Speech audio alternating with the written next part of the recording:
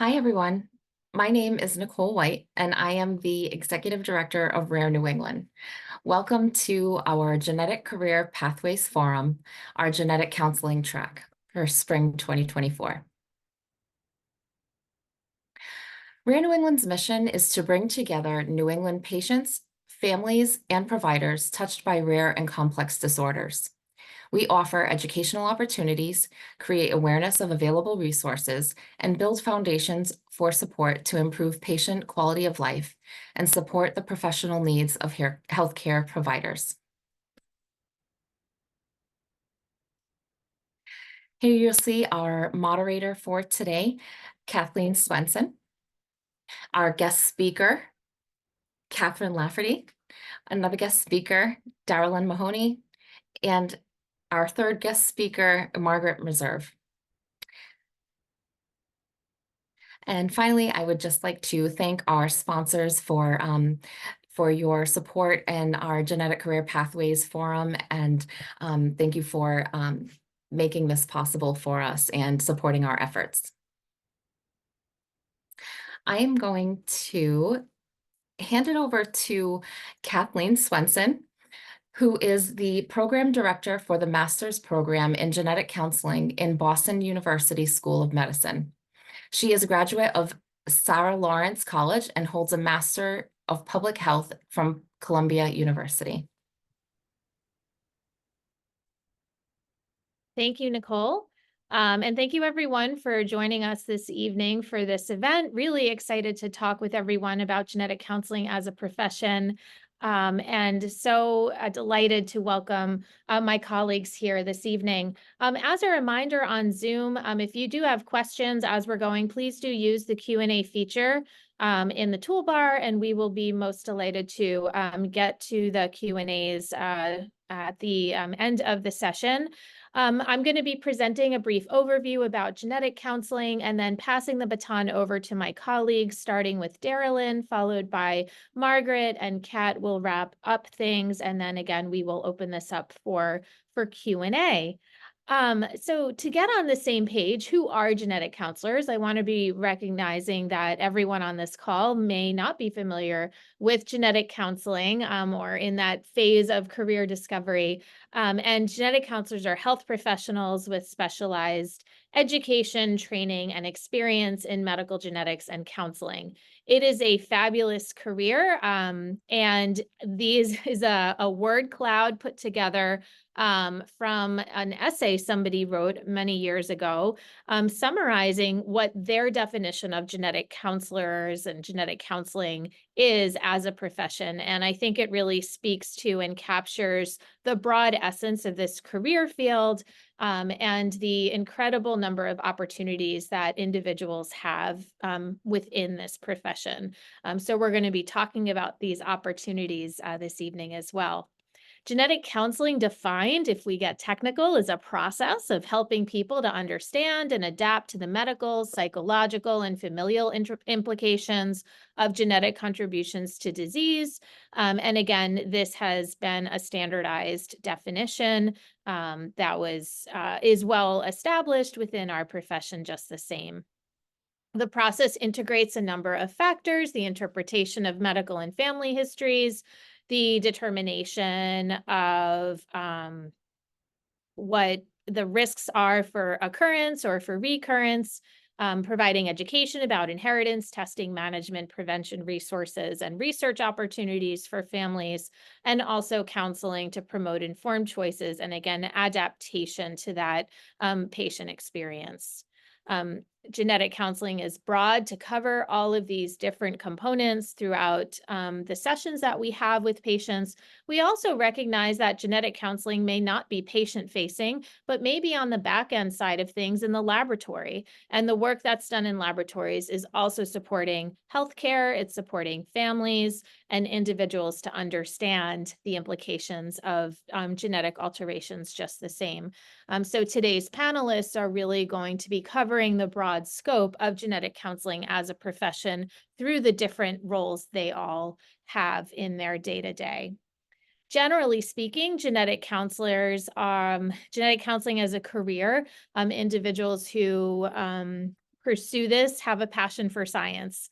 This is a profession centered on genetics and counseling skills. And so having that passion for science is certainly important. A lot of people have an interest to help others, right? Directly or indirectly. It is a helping profession in many ways, on the research side, on the laboratory side, and of course, in the direct patient care side.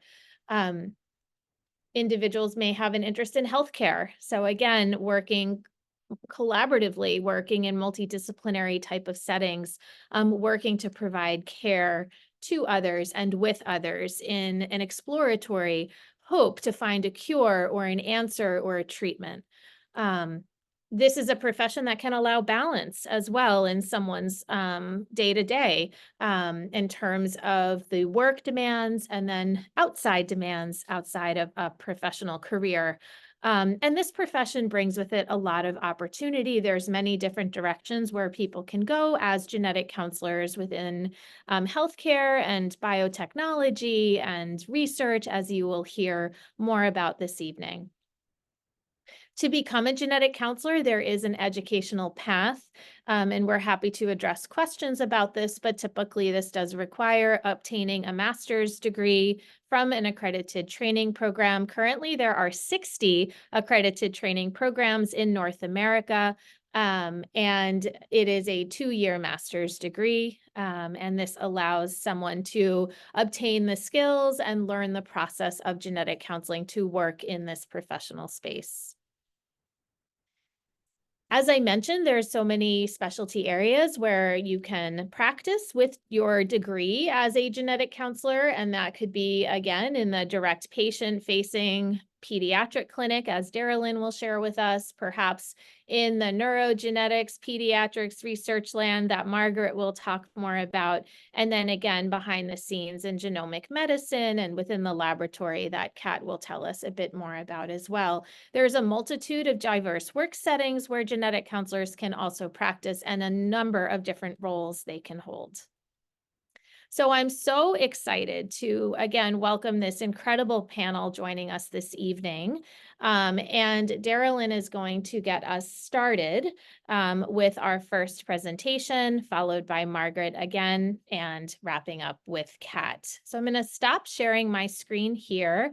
I'm going to invite Darylyn up to the podium, and I'll take a moment to introduce her as she's pulling up her slides.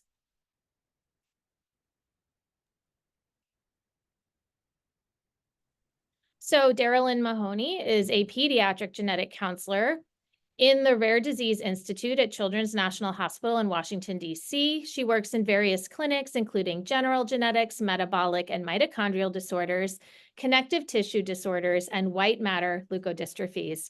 Darylyn, thank you so much for your time to share more about your day-to-day.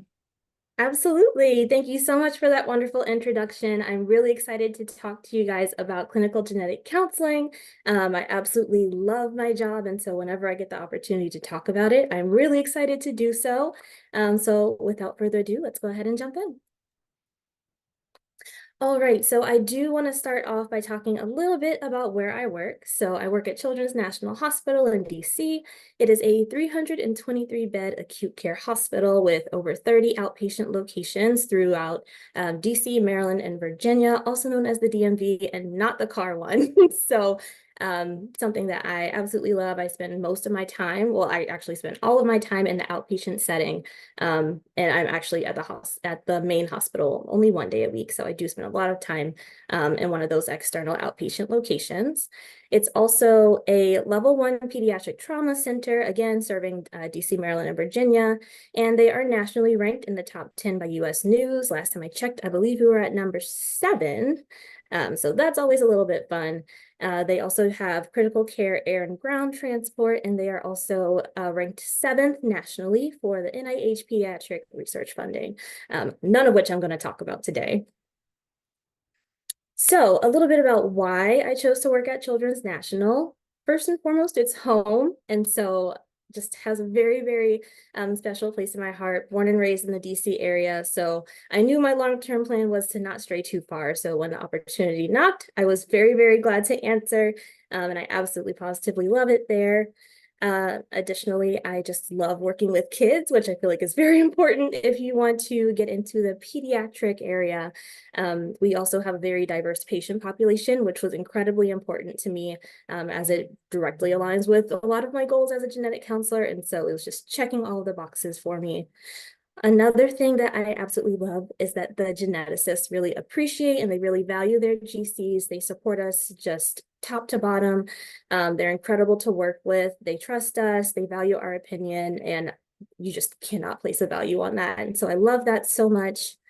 We also have a pretty sizable genetics department that is incredibly supportive, and I'm also part of a great team of 11, actually soon to be 12 genetic counselors that are absolutely fantastic. It's really nice to have a team to be able to bounce ideas off of and talk to, and when you're having not the best of days, knowing that you can run to somebody near and just have that support and be able to talk things out. And so that's always incredible.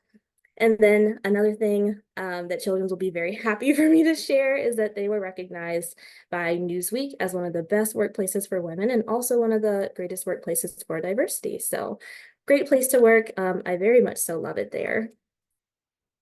And so let's actually talk about what I do while I'm at Children's. So specifically, like Kathleen said, I work in the Rare Disease Institute, which for me personally is fully outpatient. I do 3 clinic days a week with 2 admin days where I'm able to be remote. 2 of my clinic days are at one of our newer outpatient centers. And then 1 day out of the week, I am in the main hospital.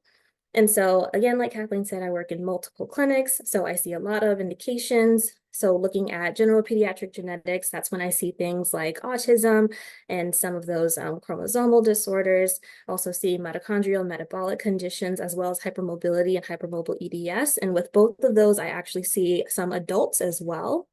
And then my last clinic is the leukodystrophy and myelin disorders, or white matter clinic. And that one is a really interesting clinic. I wasn't expecting to be in that clinic, but I'm glad that they dropped me in there. It's really interesting. That's actually a multidisciplinary clinic. And so that's a pretty cool experience to add on there as well. And while I'm seeing patients, there are kind of 2 main roles that I play, and I do pre-test counseling and I do post-test counseling, which we're going to talk about a little bit more in the next couple of slides. So talking about pre-test counseling, so this is usually for a lot of my new patient visits. So one of the first things that I like to do is kind of just check in with patients, set goals, discuss their expectations, because I want to make sure that everyone's on an even playing field, and that if they come in with set goals, I want to make sure that those goals are met and that our goals align. Surprisingly, but also somewhat not surprisingly, we do have some patients that are referred from other providers, and they actually have no clue why they're coming to see us, which is not the greatest idea. Not everyone loves coming to the doctor, which is completely reasonable. I also don't, so I completely understand that. But I also just want to make sure, hey, do you know why you're here? Do you know why you're coming to see us? Sometimes there's confusion or some fear around that. So I want to make sure that that's addressed before we get into the session. Want to make sure everyone's okay to start and know why they're there. Depending on which clinic I'm in, I will do some intake. And so that includes taking the birth history, pregnancy history, and medical and developmental history. And then I always take a family history and draw a beautiful pedigree, or sometimes beautiful, sometimes just okay pedigree. And I will go ahead and analyze both of those and talk to our doc about what the exam looks like. And then from there, we will go ahead and discuss genetic testing options with our patients. One of the best things about being in genetics is that testing is always optional. And I love being able to tell our patients that, because not often do you get the opportunity to really have a say. Usually when you go to the doctor, they're like, okay, we're doing this, this, this, this, and this. And sometimes you're just like, okay. But making sure that our patients know these are your options, these are things that you can do, but none of this is mandatory, and making sure that they have that choice is something that I love to do, something I love. It's an option that I love to give them. So making sure that that's something that they know. From there, just again, offering appropriate tests based on their symptoms and history, doing a genetics overview and test details. Not everyone has the same level of medical literacy, so I always kind of like to strip things down to the bare basics to make sure, again, everyone's on the same playing field. And that's also really important for my last bullet there, informed consent, because I don't want anyone undergoing this testing that does not fully understand what it is that we're doing.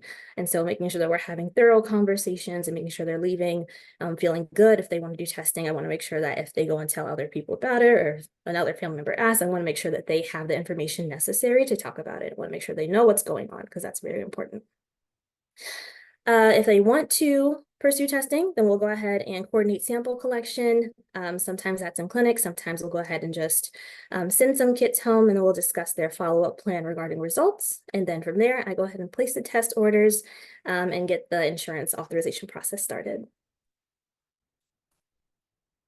And then once all that's done and the test is run and we get those results back, I go ahead and do some post-test counseling. And so with these visits, I always want to start off by checking in. Some people are really, really excited about these visits. Some people are not feeling so great about these visits, very nervous coming in. And some people have a little bit of both, which is completely reasonable. And so I always want to check in again, see where they are, see how they're feeling. Make sure that we're getting the process started for being able to process some of the things that we're going to talk about and make sure that they're okay moving forward. Collect a quick update on the medical and family history, and then we'll disclose the results. Sometimes I do these alone, sometimes I do these with my geneticist, and so it really just depends on the patient, depends on the situation, and so and how complex the results are. And so just like to talk about those with the patients in great detail. And then from there, we'll discuss next steps, what their plans for follow-up are, and referrals that they need to be made to make sure they're being taken care of in the best of hands. And sometimes those next steps can include ordering more testing if we get non-diagnostic or negative results. And so we can order more testing for them. Sometimes if we need some more information on a variant, then we'll go ahead and order parental testing. Or sometimes if we get something that's very positive, then we'll go ahead and order that cascade testing. And so sometimes that includes ordering testing if it's an adult, ordering testing for their children maybe, or for children. Sometimes that's for their siblings or other affected family members.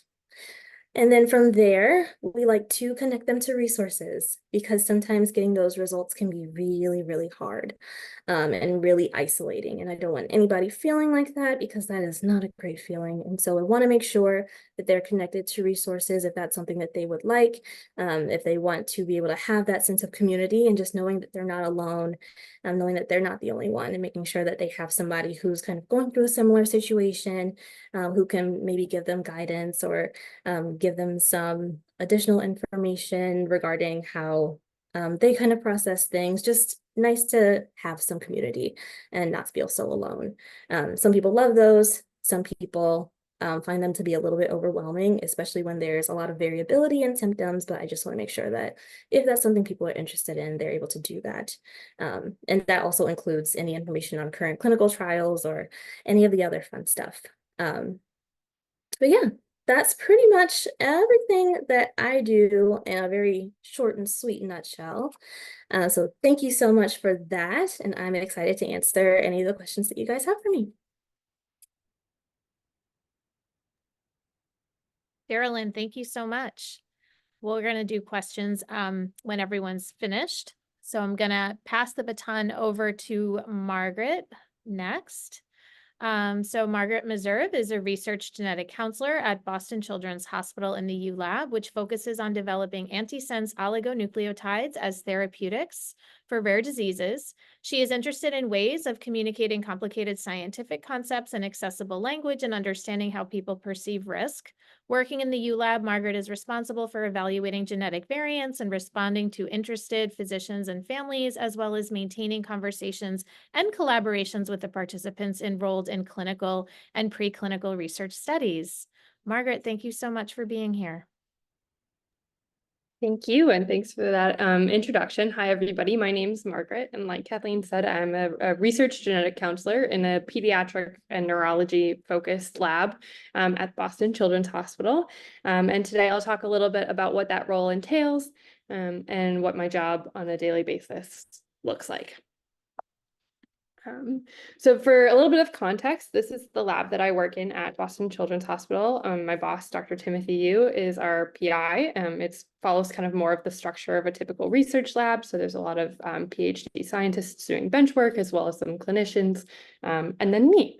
So our lab was kind of grew to be known for creating these therapeutics called antisense oligonucleotides on the basis of a genetic variant in one person. So we make personalized medicines based off individuals' different genomic variants and different genes, primarily focusing on those that are pediatric in nature and also usually have a neurology component to that condition.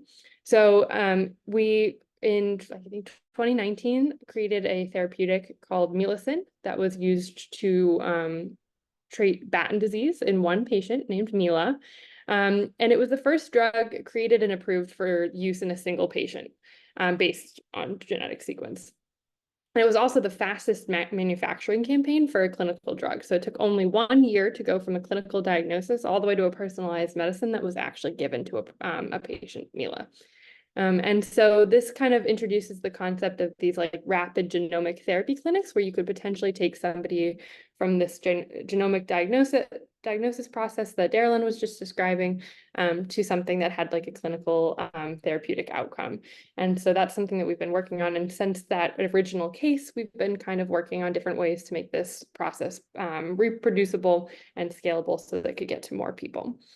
So that's kind of the lab background where I'm working in. And I'll focus a little bit on what that job actually entails as a genetic counselor and what my place in the lab is throughout this talk. But I was really interested in getting involved in the research side of genetic counseling for a couple reasons. I really wanted to be in a field that was in pediatrics and neurology. That was two interests of mine that I really wanted to explore in my career right out of grad school. And I also have always really liked the research process and wanted to explore different ways in which a genetic counselor could use the skills that I learned in grad school and in my program and in training in a way that made research meaningful and accessible to more people. So my main role in the ULab is really focused on patient communication and patient management. This comes in a couple of different formats. So first of all, I'm in charge of kind of our recruitment and enrollment process. So we have a research email kind of inbox that's open to the public that people can send in emails, which we receive several a week, up to 20 to 30 a month, where people will email us and say, okay, my child was just diagnosed with this rare disease or this rare disease. Do you think your lab would be able to make a therapy for my child? Or a doctor will email us and say the same thing about a patient. And my job is to review results, genetic testing results that get sent to us, and kind of identify what cases fit our eligibility criteria, and then go from there in enrolling new cases. So I respond to all of the inquiries that we receive, both cases that we are going to accept for enrollment and cases that we are going to unfortunately say you don't fit the criteria based off of the genetic variant. So I screen all of those coming through and try and respond in a way that is clear and concise and explains our criteria and why something might be eligible or not eligible. And I usually also take some time to try and find resources or other physicians or scientists or labs that I can send these parents or families to see if maybe there's another lab that would be able to help them out if we can't, because we have such a specific therapy that we're working on. I also work on the side of once our families are enrolled, my job in communication is to relay things like updates, new data, results. And as we get closer to perhaps getting into the clinic, I'll talk about risks and limitations of the therapy. This starts during the consenting process when people are first joining our research studies, but I manage that communication all the way through to the end. And so there's a lot of back and forth, and I get to build relationships with other researchers who are helping these families, with patient organizations who are helping to either fund or to provide additional information, and with regulatory groups like the FDA, or other ethics boards and things like that, people like that who are getting involved in our research. So I maintain some lines of communication. And for me, this is one of the greatest pulls for why I chose to kind of go this path and join this particular lab, is I was always really interested in building these sort of longitudinal relationships, so relationships that built over time in genetic counseling. You get to see patients more than once, which is really great. But one of the things that I've really enjoyed about being in this position is I get to talk to these families, over the course of, I've been in this role for about a year now, and I get to talk to them kind of throughout the process, throughout the year. I get to kind of know people a little bit better and build trust and an understanding of how people communicate on a deeper level, which I really enjoy.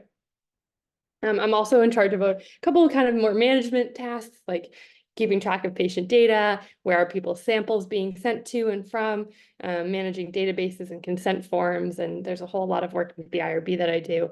And so that's kind of on the other side of things too, making sure that the process runs smoothly, especially for our families who are enrolling at what is usually a very stressful time. I try and make that process as smooth as I possibly can.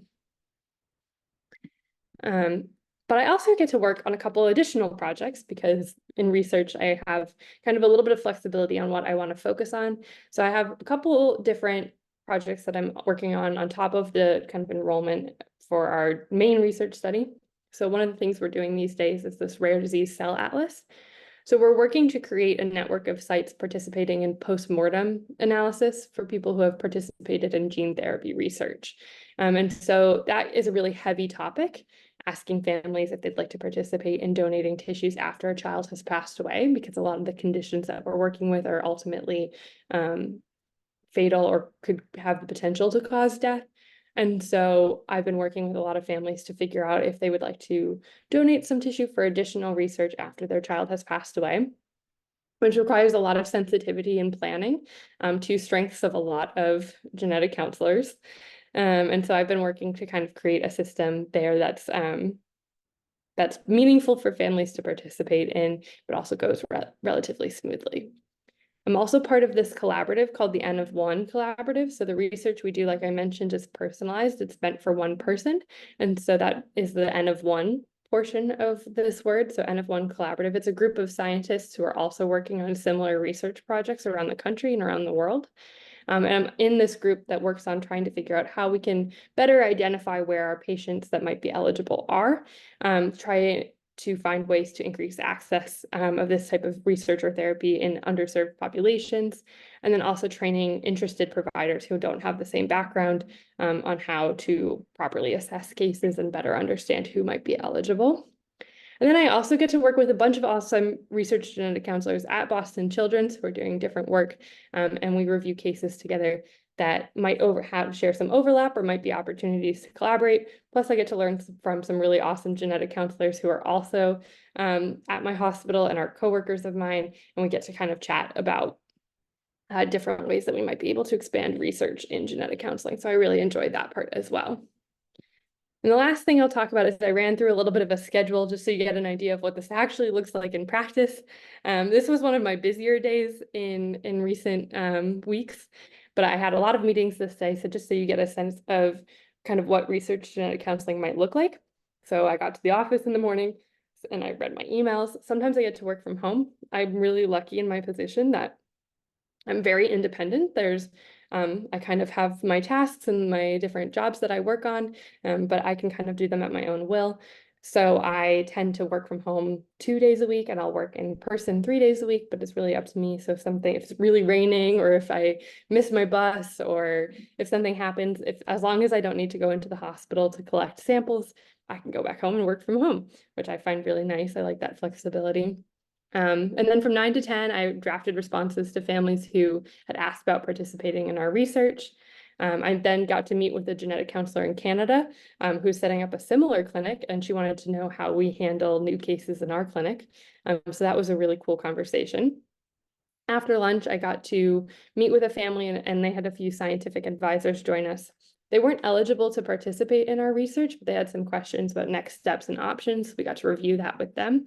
Sometimes I find that it's easy, even though I'll send a really detailed email, my conversations are always go a little bit smoother and tend to feel like they have a little bit more meaning when I hop on a phone call. So sometimes if I have the availability and it seems like it would be helpful, I'll try and schedule a call just to talk through the process of eligibility with our lab. And then I got to do that kind of big team meeting with all the genetic counselors doing research at BCH. So that was a great call. And then again, from there, a lot of it's IRB protocol maintenance, and then I had a research study enrollment call. So lots of little different tasks. I'm kind of running around all day, and I get to kind of pick and choose what I want to focus on when I have big blocks of time. And I really enjoy that flexibility in a research setting. So that's what I've got prepared to share with you guys today. Thanks so much for listening, and I look forward to answering some of your questions in a little bit. Okay, thank you so much, Margaret. So we are going to turn our attention over to Kat Lafferty, who is going to talk to us about lab roles in genetic counseling. Kat obtained her undergraduate degree from St. Lawrence University in biology with a minor in chemistry. She attended the BU genetic counseling program and graduated in 2011. And upon graduation, she spent the next 3 years working as a genetic counselor in the laboratory for molecular medicine at Partners Healthcare. With a desire to move to Northern New England and gain more clinical experience, Kat started practicing as an oncology genetic counselor at Maine Medical Center. And in 2022, she returned back to laboratory analysis and interpretation as a senior clinical variant analyst in Broad Clinical Labs at the Broad Institute of MIT and Harvard. Kat is also an educator and works with genetic counseling students and is the current instructor of the Genetic Diagnosis and Laboratory Methods course. So Kat, thank you again for being with us. Excellent. Thank you so much, Kathleen. And so for everyone, I'm going to do a little bit more of a journey as to how I got here, how I became a genetic counselor, and of course, talk about my past roles and my current roles as a genetic counselor. So as Kathleen had mentioned, I started off with my undergraduate degree and I studied biology and chemistry. Those were always two areas I was passionate about from as long as I can remember. And that's what I went to my undergraduate, kind of knowing that I wanted to study. I also was thinking at that time that I was going to go to medical school because I loved the sciences and I loved working with people. And that's what I thought that you did when those were the kinds of things that you liked. However, I did have interests outside of the sciences. And so when choosing an undergraduate college, it was really important for me to find a school that could balance the science with other studies. And so I did specifically look out for liberal arts schools to be able to have those opportunities.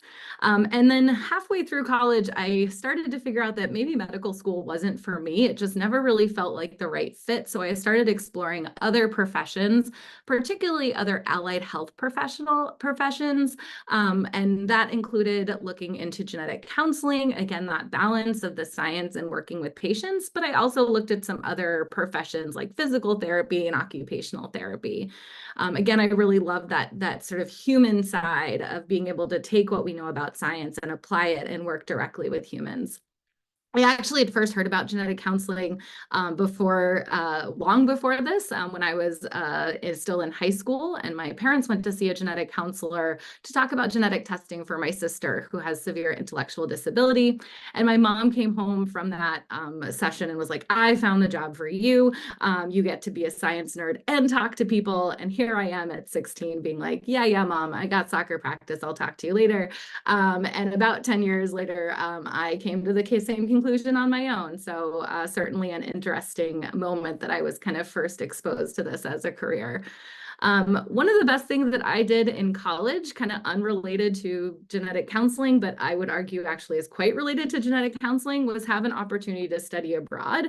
I know that can sometimes be really hard for science majors, but if you can make it work, even if it means your senior spring is really hard and you're taking some of your hardest classes while your roommates are taking the history of puppets, do it. It is so worth it to have those opportunities. And even if studying abroad isn't the option, I certainly am always an advocate for taking those opportunities to kind of broaden your experiences and your understanding and of the world. And I think where that really helps me in my profession now and as a genetic counselor is that, again, I'm able to balance what I've learned with the sciences with some of those other experiences and be able to broaden my mind and understand the world from perspectives kind of outside of my own. So here I am kind of not thinking about medical school anymore, and thinking about some other professions. And I knew I really wanted to gain some firsthand experience thinking about these other professions. Everything sounded really great on paper. Genetic counseling sounded great. Other things sounded great, but I wanted some way to interact with them and say, is it really good on paper? And is it also, more importantly, really good for a career for me? So I had some opportunity to do some alumni shadowing, particularly with occupational therapists and physical therapists. And while I enjoyed working with them, it was a really eye-opening experience for me to see that while I found this information really fascinating, sort of how our brains and our bodies interact and the tools we have to help improve movement and function, I felt that the day-to-day of that career specifically, or those careers specifically, kind of lacked some of that cutting edge science that I craved. And at the same time, I was also taking some genetics courses, and those things were really striking a lot of passions in me. So now I'm coming up to graduation of my undergrad, and I'm trying to figure out what I want to do next. I know graduate school is in the cards, but I still want some more experience to figure that out. So like many people graduating with a degree in biology, I start applying for any job that I'm qualified for, which includes a lot of laboratory roles. And I fortunately ended up working as a technician in a genetics lab. And from that moment, I was hooked. I absolutely loved it. I loved working in a lab where we were performing clinical genetic testing, but we were still very academic minded. So we were very patient focused, but there was a lot of opportunity to learn and grow. And I thought that this was definitely a very good fit. Having that kind of experience now firsthand, I really felt that genetics sort of married those worlds that I love, the science and working with the people. However, now I had an even new opportunity to think about now the sort of biotech and more industry side of genetics. And so I wanted to make sure to figure out whether or not that would be a potential good fit for me. So I packed up my things, I moved across the country to San Diego and took a job working in a biotech lab. I very quickly learned that that was not the right role for me. Again, another opportunity to find out that on paper, this seemed like a really interesting opportunity, but in reality was not a good fit for me.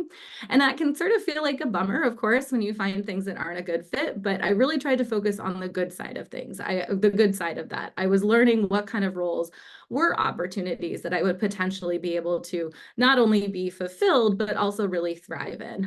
So at that point, genetic counseling really stood out as kind of the last one standing, but in a good way, the sort of final conclusion that it really checked all the boxes in terms of what I was looking at for a career and a profession.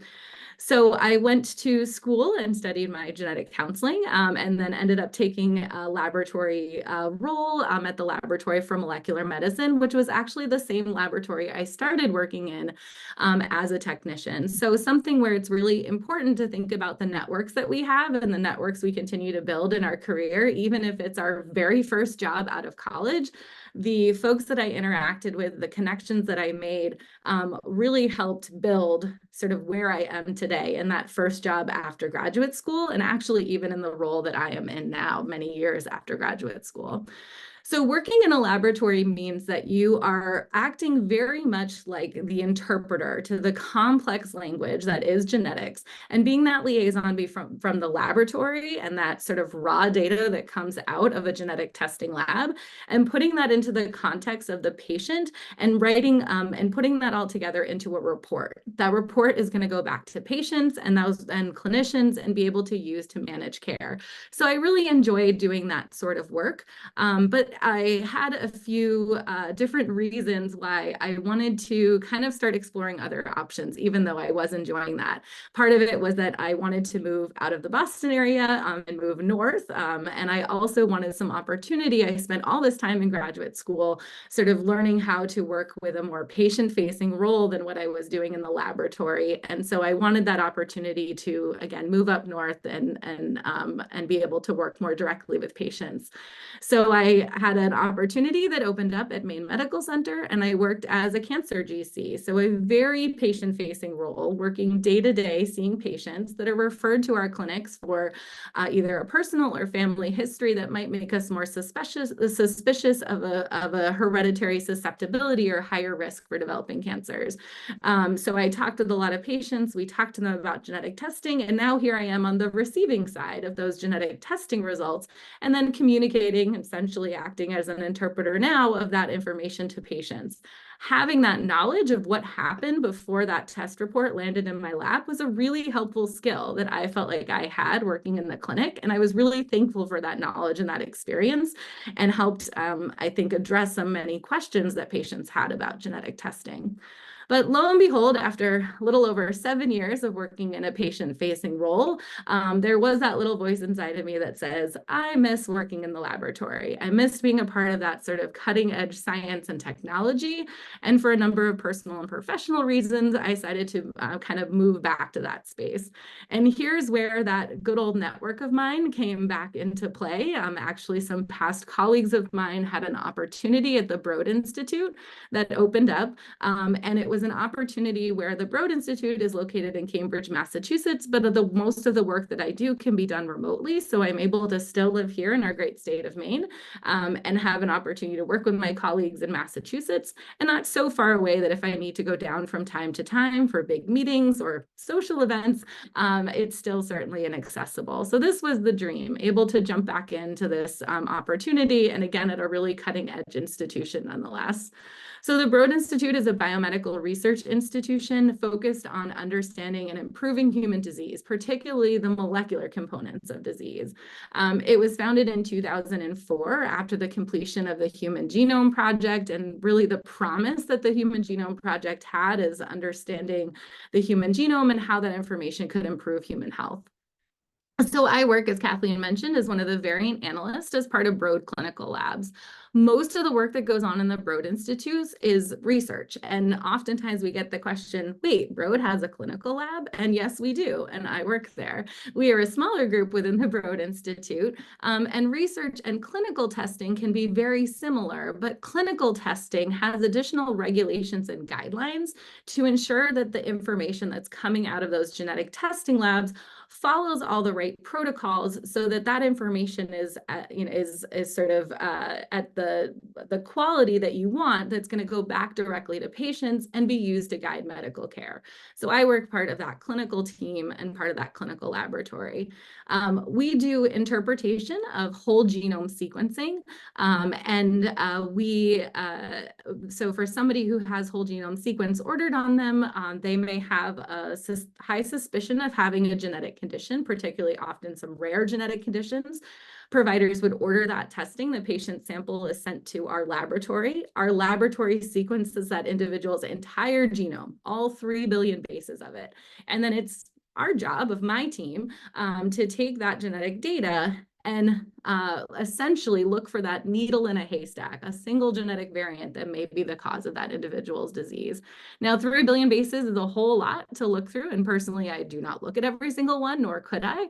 So we absolutely integrate computer tools to help filter down these variants, but we come up with a list then of variants that we think are potentially suspicious as causes, and that's where the humans come in. We use our brains, our eyes, we look at these particular variants, we interpret them to say, do we think this is part of the normal variation that we all have, or something that could be related to disease? And then we put that all together in a report, and that report goes back to clinicians and back to patients. Working at the Broad Institute, while we are a clinical lab, we are also a nonprofit. So there's a lot of sort of clinical research that goes on. So we are very also intricately involved in some of those client relationships of new projects and helping individuals develop those projects. I work with a wonderful group of amazing scientists, but I'm often one of the only clinical people in those conversations. So it's really great to be able to be an advocate behind the scenes for patients when we're developing new tests, coming up with new protocols, and figuring out ways that are going to work for the lab, but also things that are going to benefit patients. And I absolutely love what I do. I get to geek out every day. In fact, earlier this day, I had sort of that, dream scenario of going down a rabbit hole, looking for really interesting evidence on a particular variant, finding that paper that just sort of blows your mind, and I just love it. I work with a great group of individuals that are passionate about genetics and genomic health, and it's really something that I enjoy doing. So my kind of advice from all of this is just to stay open-minded with your experiences, whether they are kind of thinking about that in undergraduate or before, and even into your jobs. You know, think about sort of also what your network connections may be able to bring you throughout your career. And then lastly, knowing your skill set. I've had lots of different roles and lots of different jobs, and I've learned a lot from each of them. And I've been able to use my skill sets in my training and from those experiences to find ways to kind of adapt and thrive in each of these different situations. So that's a little bit about me. And I know I'm happy to join our other colleagues with questions that folks may have for all of us. Kat, thank you so much. So we've got a number of questions that have come into the Q&A box. Thank you so much. Many of which have been answered by our panelists throughout the session. So please do check the answered tab so you can check those responses out. But I'd like to invite all of our panelists to join me here in the video, and we can address the questions that have come in from our participants in over the next couple of minutes. So Darylyn, let's start with you. A couple of clinical questions had come up in terms of your day-to-day, and one question in particular that came up was about pedigree drawing. Yes, yes. Yeah. So the question, go ahead. Yes, so I'm going to pull up a pedigree. I'm still kind of de-identifying it. So I want to make sure that I can show one. It's not going to get anybody in trouble. No HIPAA violations on here tonight, folks. So I am going to pull that up later because I feel like that's really cool. And so I want to make sure that we can see one of those. So soon come. And when we take a pedigree, how do you go about that in clinic? So for our kids, I always like to start with what I call the core of the family. And so I start with our main patient, the child, have their short list of symptoms. And then from there, I like to go out to their siblings, also including half siblings, either maternal or paternal.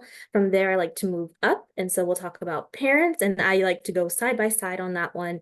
So I usually start on mom's side or whichever parent is in the room currently, if not both. So I'll start on one side, just mom for this example. Start with mom, ask her age, get all of her medical concerns. From there, move over to her siblings, so aunts and uncles, ask about their health, from them down to their kids if they have children, and then move up to our next branch, which would be maternal grandparents, see if there's any concerns there. And the reason why we want to do that is because we want to have grandparents, parents, our patients. So that's our 3-generation pedigree. And it's always really important to have those 3 generations because that's information that can give us a little bit of insight into things like inheritance patterns. Sometimes we don't always see some symptoms, or we don't always see a condition in every single generation. So if we can see additional family members who also have similar symptoms, we want to see if that's tracking through the family, and if so, how. And then from there, pop over to dad's side and do the exact same thing, or other parents' side, do the exact same thing. Thank you so much. Margaret, a question came in for you about research. The difference between what is the difference between being a researcher in genetics versus being a genetic counseling researcher? I think it depends on sort of what your interests are. Being a researcher in genetics can mean a lot of different things, but often I associate that perhaps with bench work or understanding genetics as it's kind of expressed in a plate, or maybe perhaps you're on the clinical side and you're running natural history studies as a doctor. But often those also involve a genetic counselor. So I would say a genetic counselor in research tends to be a touch closer to the clinic than perhaps the bench. So I don't touch pipettes. Like that's my number one rule is you would not catch me on a bench. That's just not something that I'm personally interested in. So a lot of my job is perhaps more on the communication side of things. A lot of research is done by genetic counselors, especially in learning about people's lived experiences of having a genetic condition or having family members with a genetic condition. Genetic counselors can do research in ethics or in the success rate of genetic testing depending on different scenarios. Genetic counselors can do research on a whole number of things. They can work on case reviews and on specific variants, but it tends to be just a step closer to the clinic side of things than it does to the bench. So that's kind of where I differentiate perhaps between those two categories. Thank you, Margaret. Kat, a question came in for you specifically. What does it look like when analyzing variants? Are you possibly using bioinformatic tools or piercing through literature?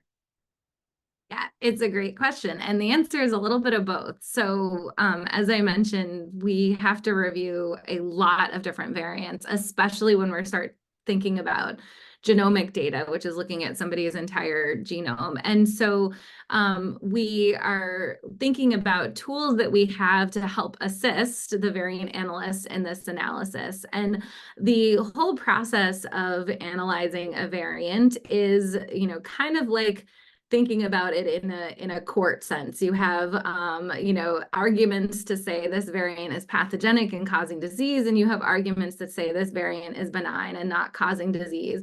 And you're looking for those pieces of evidence, like the detective trying to figure out if your defendant, your variant, is innocent or guilty. And so some of that information can be pulled bioinformatically. So any of the data that is discrete data, so things like frequency in general populations or prediction models and tools, things that you can sort of pull that out of already existing databases.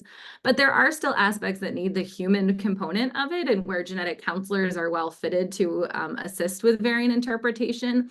And that's a lot of the clinical correlation with things like reports in the literature. You have your patient in front of you and you're trying to say, does my patient have the same phenotype or the same clinical presentation as these patients in the literature? And that's hard for computer bioinformatics to do at this point. I did see there was another question about AI as well, kind of in this space. I think where we're hopeful for assistance is kind of how can we, again, sort of utilize tools to help support us and prioritize the type of information and types of evidence about variants needed, where you do need that sort of human component to look at it, and able to kind of filter out some of the things that could be done a little bit more automatically. And that's one of the projects that we're working on, trying to develop some of these tools that can streamline the interpretation process. Thank you so much. So we I have brought the pedigree. Oh, okay, Deirdre. Let's see. All right, so I have better, but because I kind of want to talk about this one a little bit because it was interesting and I just got results back that I disclosed last week, I was like, why not share this one? All right, can everybody see the pedigree? Beautiful. All right, so this with the little arrow down here, this is my patient who's actually inpatient awaiting transplant right now. So he has HCM, which is hypertrophic cardiomyopathy, which is not great. It's basically kind of a thickening of the heart muscle that makes it a little bit harder for it to function in the way that it needs to. So he has an ICD implant right now, which kind of makes sure that if his heart stops, so we can get it back up and running. It's interesting because if you look here, we have a double line. And so his parents are actually first cousins. Neither one of them have any heart concerns as far as we know, and same thing with his siblings. He's the oldest of 5, and so as far as we know, siblings are also totally fine right now. He got his results back. We did a cardiomyopathy panel, and so actually has 2 variants in one gene that very much so explains what he has. It's really interesting because it only takes one of those in order to have cardiomyopathy, and he has 2, which is why he's 13 and in need of a heart transplant.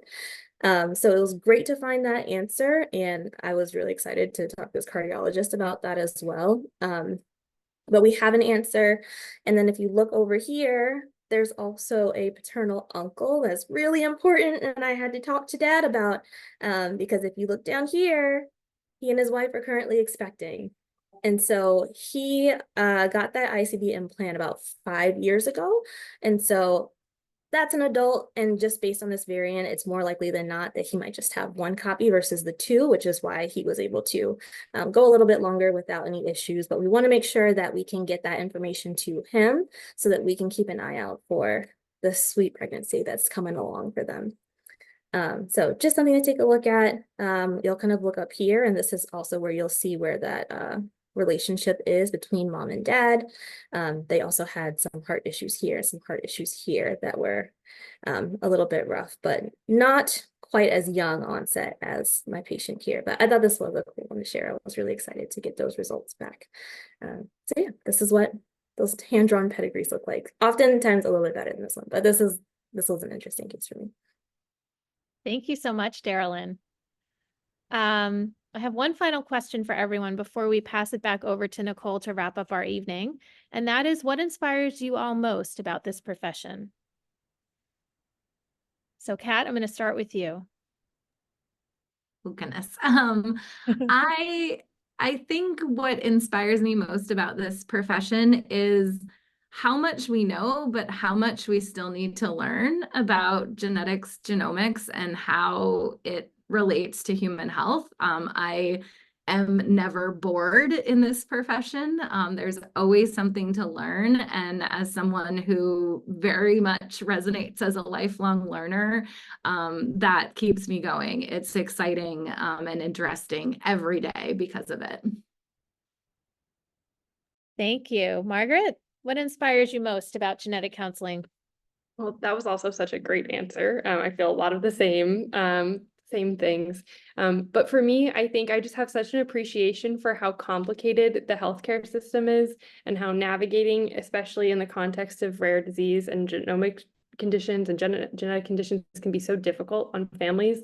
And I feel really inspired by our ability to walk the line between medical providers and researchers and online resources and just this huge amount of knowledge that's out there but hard to access and difficult to understand, and how we can be that person that makes it just a little bit easier to make it meaningful for people, so that it's not just kind of sitting in online databases or kind of in this inaccessible format. And so I feel really inspired by just getting to kind of exist in that space between the people who need the information and the information that can sometimes seem like a really, really big black box that we can kind of help sort through.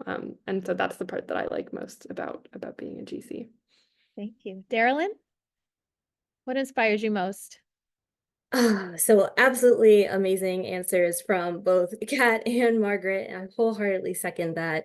But honestly, my biggest inspiration is probably my patients. I leave the room with my patients so many times looking at my geneticist being like, I love them. And so it's really easy to really just want to be a fierce advocate. We are kind of working, I guess, against a system that is not trying to be super friendly with us, especially when we're thinking about things like insurance.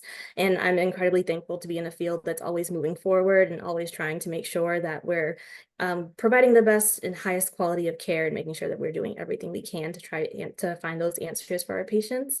But the families are absolutely amazing and so resilient, and it's really hard to not be inspired by them. They are honestly such a driving force for making sure that we're moving ahead. Like, those patient families are starting foundations, doing fundraisers. They are really working hard every day, both taking care of their kids and also making sure that we're moving forward and trying to find some answers and some help for them.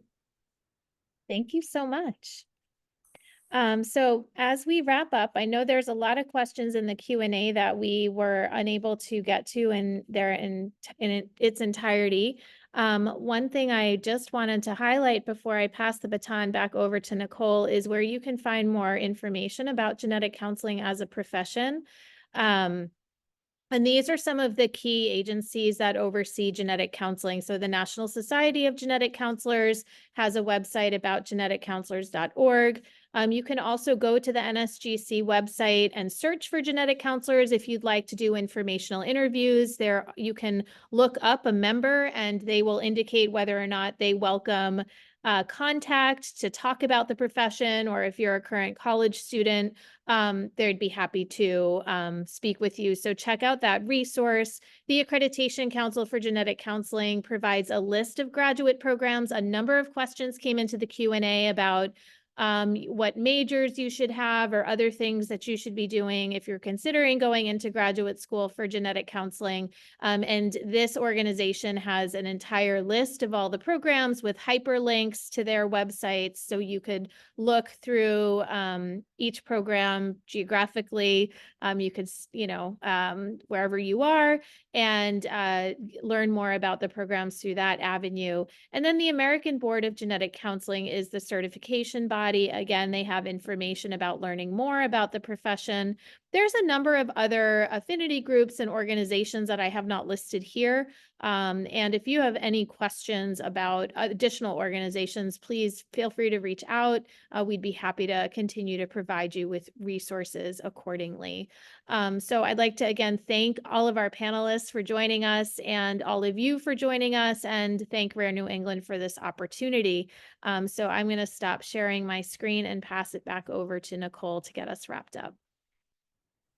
Thank you so much, Kathleen.